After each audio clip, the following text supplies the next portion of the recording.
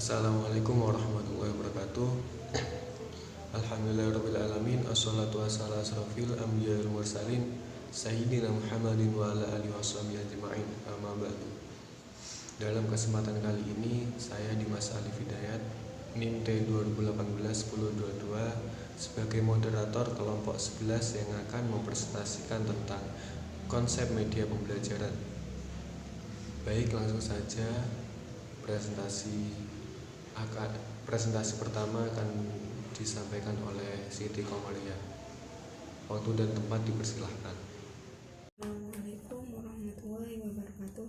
Saya Siti Komaria dari kelompok 11 akan menjelaskan tentang pengertian media pembelajaran.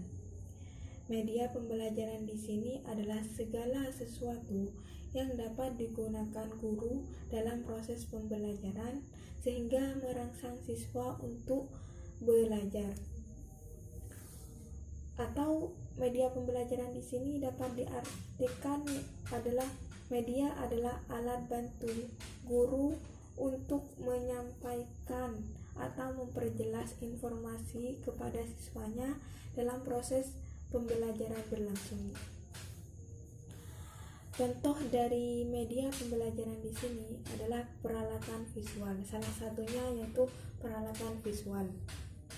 Peralatan visual di sini dapat membantu guru untuk memperjelas uraian dan mempertinggi daya serap siswa atau juga retensi belajar siswa. Manfaat dari media pembelajaran di sini adalah 1. Memperlancar proses interaksi guru dan siswa dalam proses belajar mengajar, sehingga siswa dapat terbantu untuk belajar secara optimal.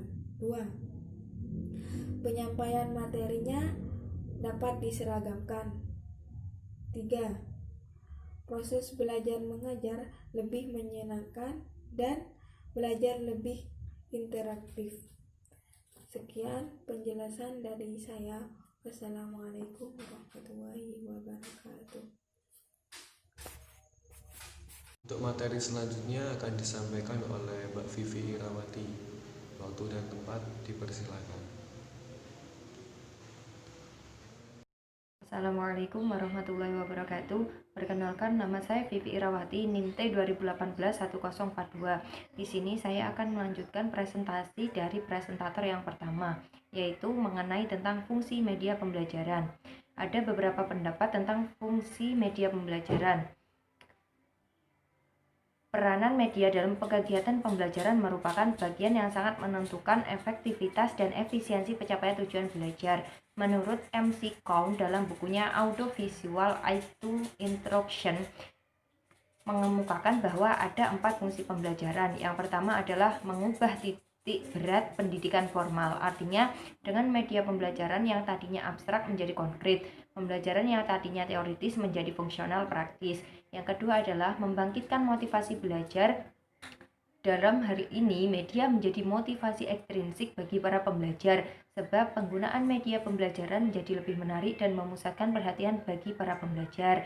Yang ketiga adalah memberikan kejelasan agar pengetahuan dan pengalaman para pembelajar lebih jelas dan mudah dimengerti.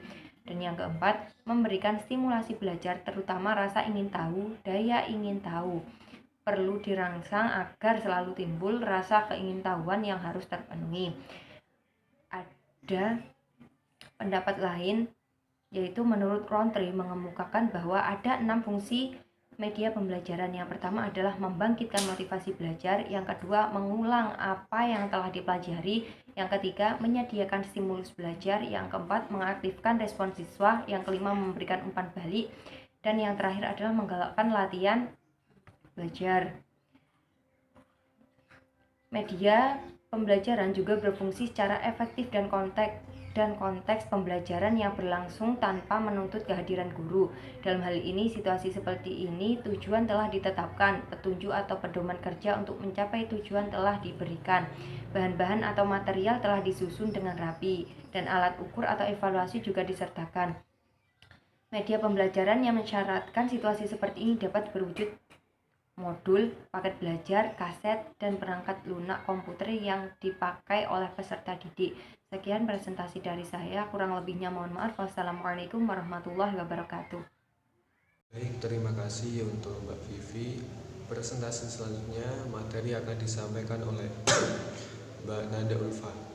Waktu dan tempat dipersilahkan.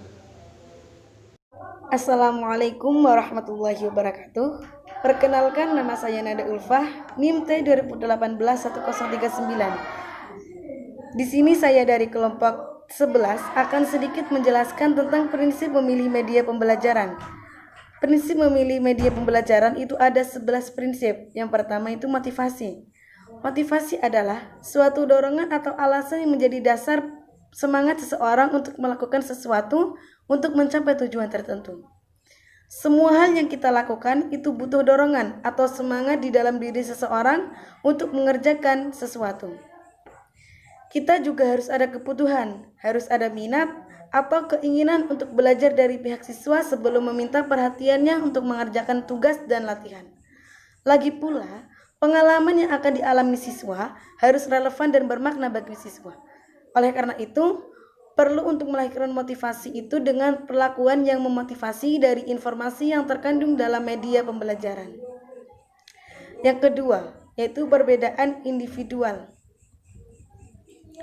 Semua siswa belajar itu dengan caranya masing-masing, dengan cara yang berbeda dan dengan tingkat kecepatan yang berbeda-beda. Faktor-faktornya yaitu seperti kemampuan inteligensia, tingkat pendidikan, kepribadian dan gaya belajar mempengaruhi kemampuan dan kesiapan siswa untuk belajar. Tingkat kecepatan penyajian informasi melalui media juga harus berdasarkan kepada tingkat kepemahaman. Yang ketiga yaitu tujuan pembelajaran. Jika siswa diberitahukan apa yang diharapkan mereka pelajari melalui media pembelajaran itu, kesempatan untuk berhasil dalam pembelajaran semakin besar. Di samping itu, pernyataan mengenai tujuan pembelajaran yang ingin dicapai dapat menolong perancang dan penulis materi pelajaran. Tujuan ini akan menentukan bagian isi yang mana yang harus mendapatkan perhatian pokok dalam media pembelajaran. Yang keempat yaitu organisasi isi.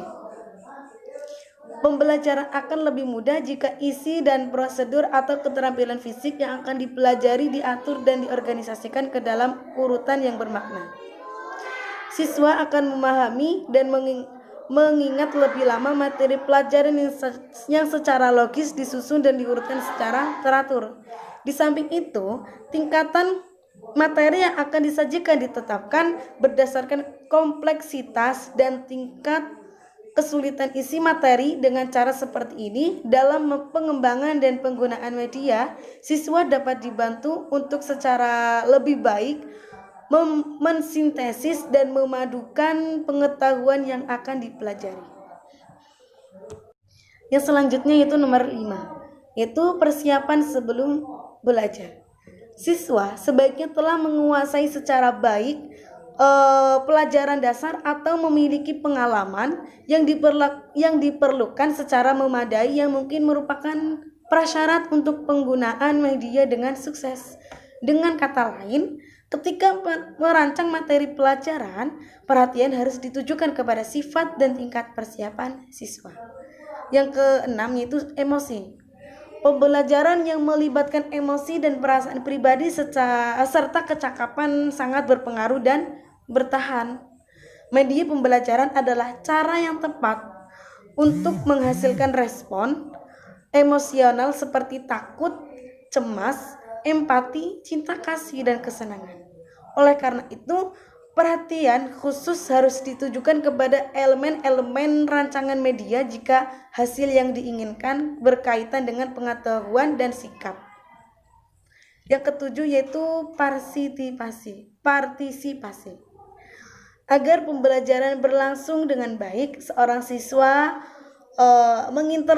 menginternalisasi informasi, tidak sekedar diberitahukan kepadanya. Oleh sebab itu, belajar itu memerlukan kegiatan partisipasi aktif oleh siswa jauh lebih baik daripada mendengarkan dan menonton secara pasif. Partisipasi artinya kegiatan mental atau fisik yang terjadi di sela-sela penyajian materi pelajaran.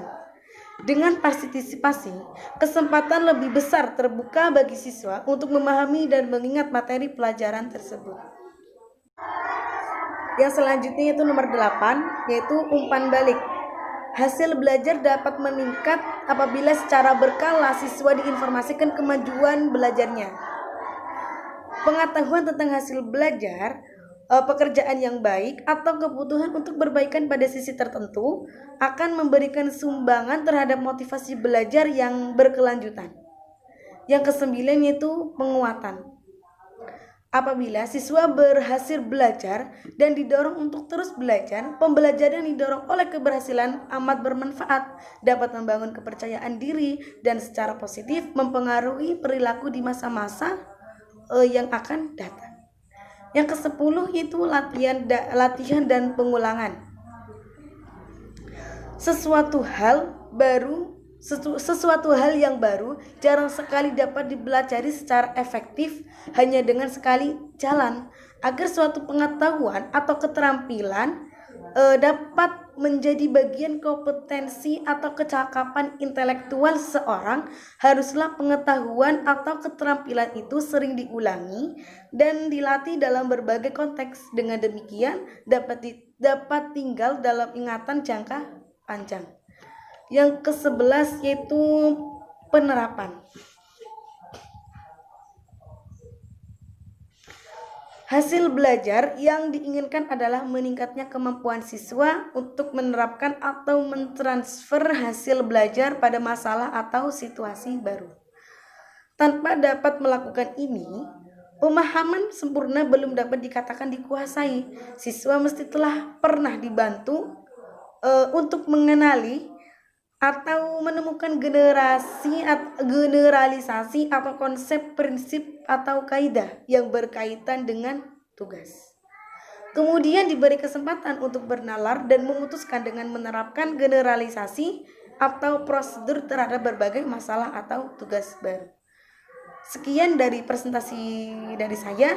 Apabila ada salah kata, mohon maaf yang sebesar-besarnya. Wassalamualaikum warahmatullahi wabarakatuh.